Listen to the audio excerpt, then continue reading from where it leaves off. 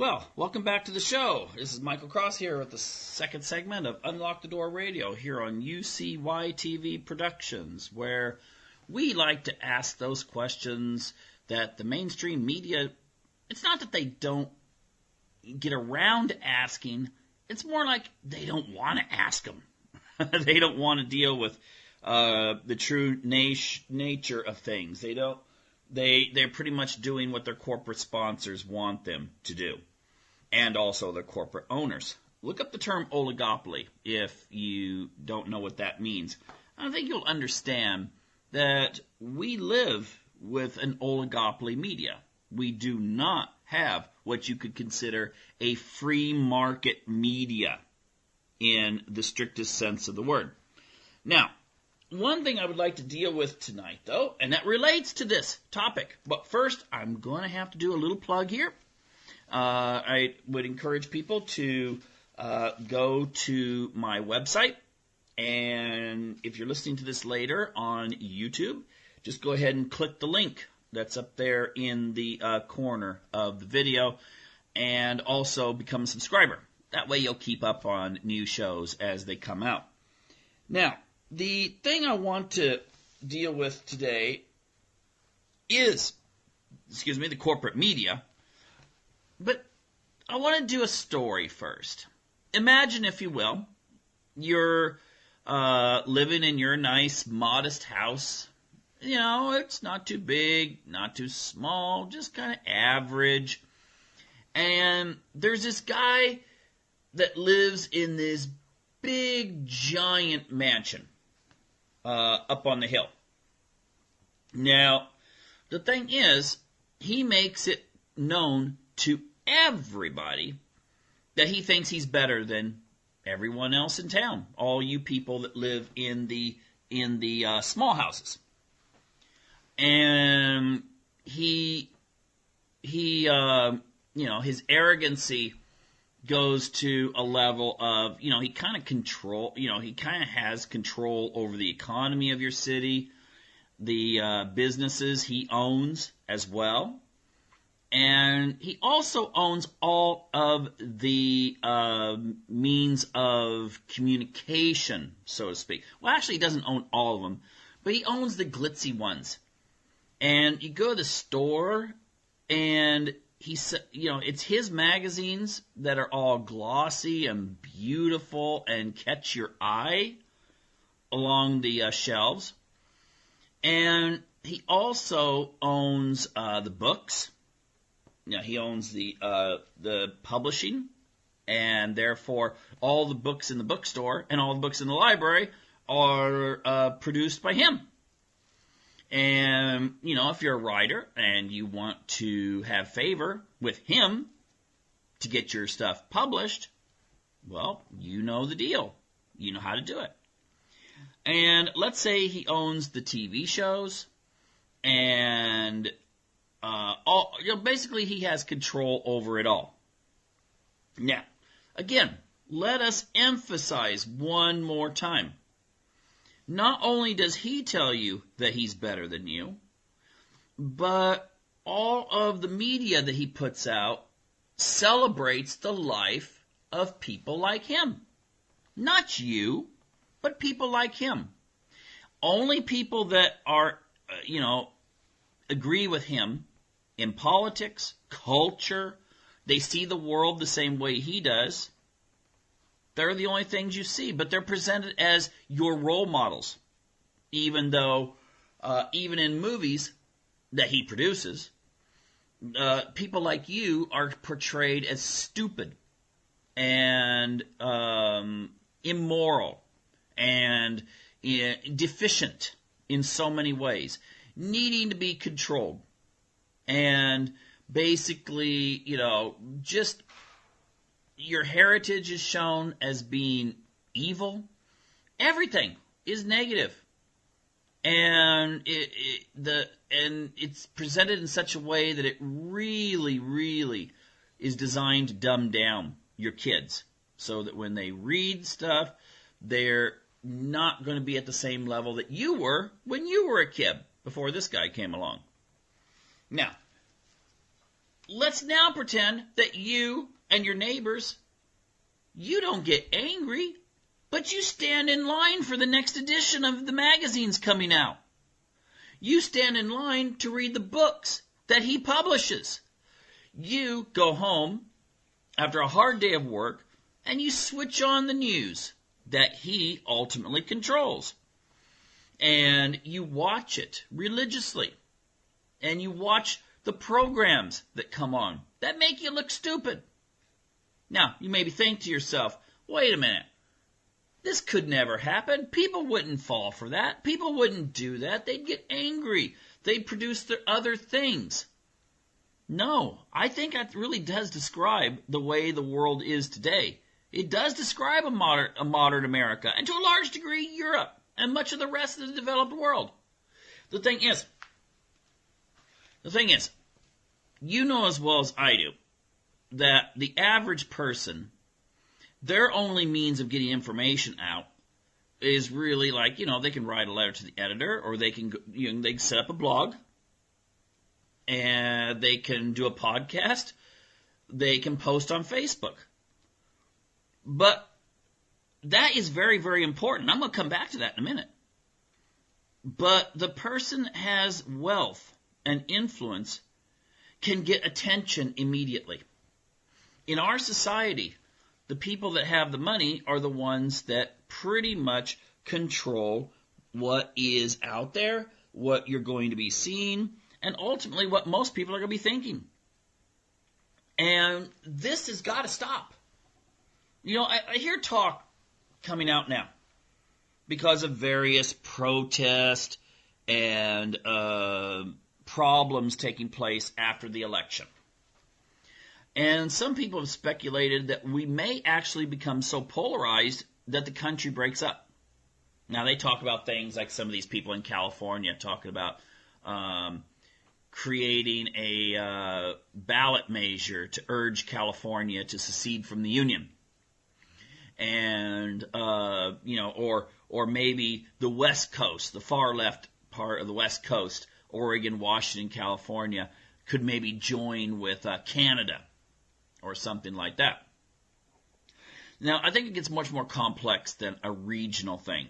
It gets more complex than when we look at the map and see all of the areas that voted, let's say, Republican, and they're all red. And then you see those urban areas, usually pushed over towards either the Atlantic coast or the Pacific coast, and they're blue. And the thing is, it goes deeper than that because there's many, many, many, many, many people that live in places like Los Angeles, the San Francisco area, Portland, Seattle, that are very conservative. And there's people that live in Texas and even Utah that are extremely liberal. So such a breakup, if you're talking about a geographical sense, something that would actually entail the separation of land. This will now be ecotopia or something. That was something from the 60s when people talked about the West Coast becoming its own country. And the other part would be something else. I don't think it would happen that way. And I don't think that's the way really we're seeing this cultural shift. Now, what I'm going to suggest is this. Now, just think. Give this some thought here now. What I'm going to suggest is what we should do is a cultural divorce. That's right. The thing is, we actually do have a lot of people who really know how things operate. And they can be left-wing and right-wing, okay? They can be Bernie supporters, Trump supporters. I don't care. Because I have seen people from both of those camps. And what they have in common is far more than what either of them have in common with people like John McCain or Hillary Clinton.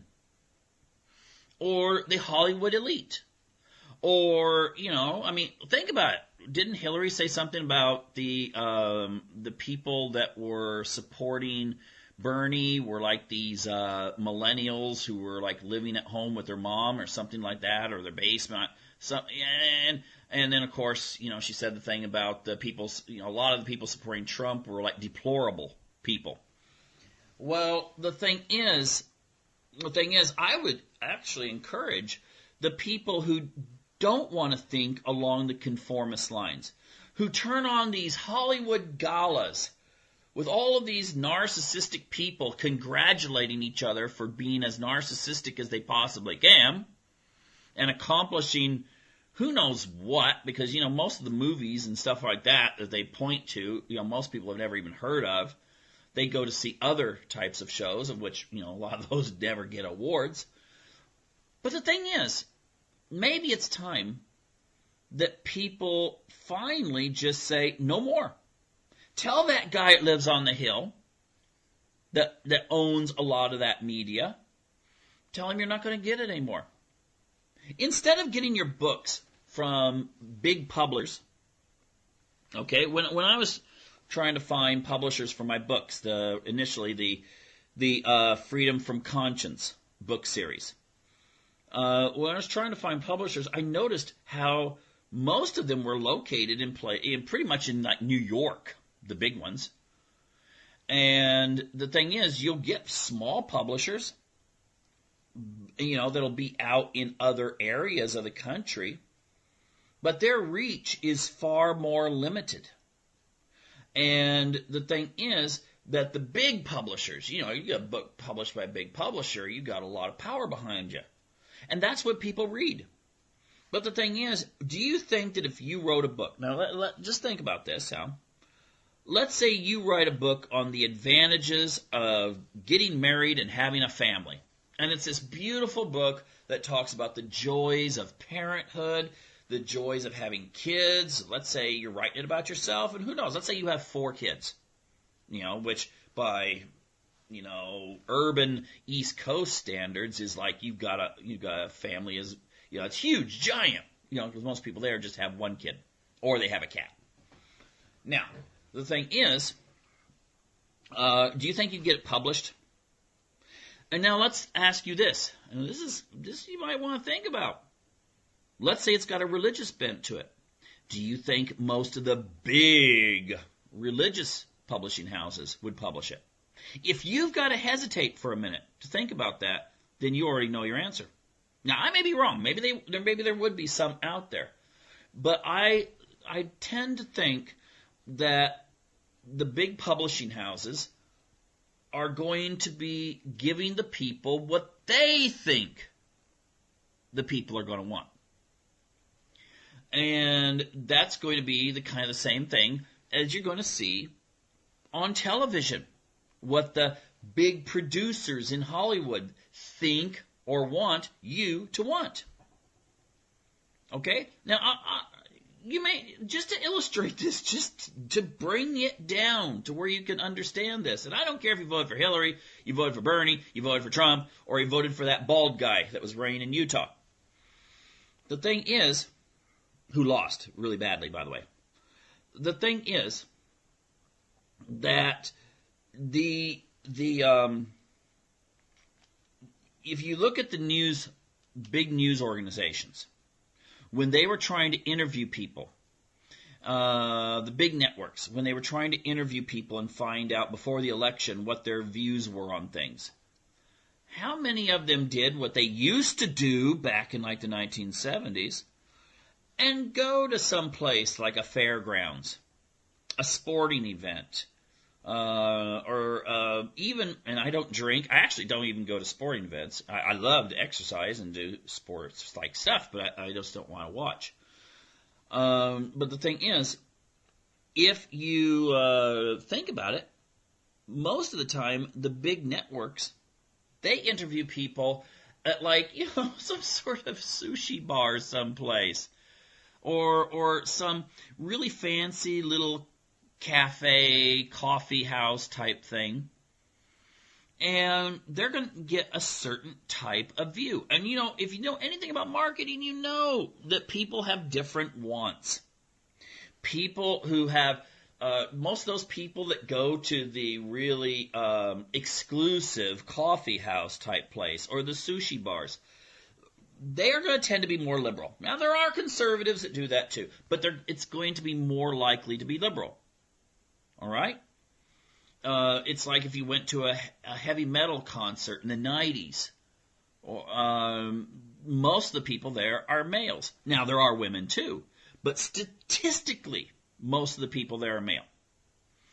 And marketers know that you choose according to certain profiles. You got people that don't have kids, they're going to have money to buy things that people with kids don't have. That's why they're going to advertise in magazines that are aimed at those kind of people, different products. Okay, but that's enough of marketing. It's just to illustrate that your media people who are paid a lot of money just to read off a teleprompter and to show a little bit of emotion here and there, raise their eyebrows a certain way, turn their head a certain way, and so forth, those people make pretty good money, and yet they don't have a real connection to the average person. So why can you trust what they're saying? If the guy on the hill I told you about doesn't like you, do you trust giving books that he loves to your kids about you? Okay, that's kind of dumb. But yet we do it all the time. We set our kids down in front of TV shows that, when we were kids, our parents would have said, there is no way you're watching this show. And I'm not talking about necessarily the violent stuff, because there was violent shows back in, let's say, the 60s, 70s, and 80s. Very violent things. But I'm talking about just the content, that little subtle political or social content that comes through that is not really favorable to tradition. And you can see this bias even in children's movies and children's TV. Oh my gosh, you can really see it in children's TV. And so we need to start breaking away. People need to start trying to find books from sources that are not from the big publishing houses. We need to go smaller. When it comes to our television, we need to be far more selective. Forget the ratings that you see. Because sometimes you'll see something that's, this is good for all ages. And the message is horrible. Whereas you might have something else where, some zombie show or something, and it says, no one under this age should watch it, but yet they portray actually pretty positive values. So forget the ratings there. The thing is that you need to start being a lot better consumer and pulling yourself away. I'm not saying just totally shut the TV off. Some people do that. I'm not saying you should. It has some advantages. But be very careful. Analyze what your kids are watching. Analyze what you're watching. Because you're open to suggestion as well. Again, marketers know that for sure. When it comes to your news, why the heck do you sit in front of a news show and you're sitting there cussing at it? I never understood that about people. And I've seen it many, many, many times. Someone sitting there and they're going, I hate that F and whatever, guys saying that, they don't know their bleepity bleep from a hole in the ground. Why are they watching it? Why not when we have the internet and we have alternative? You can watch news from other countries. You can watch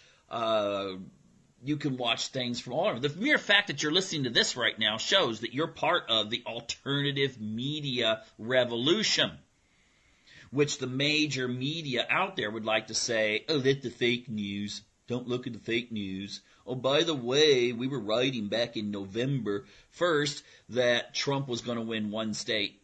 Okay? And even that was up for grabs. Think about it. You're part of this. Extend it. Extend it to even maybe your shopping choices.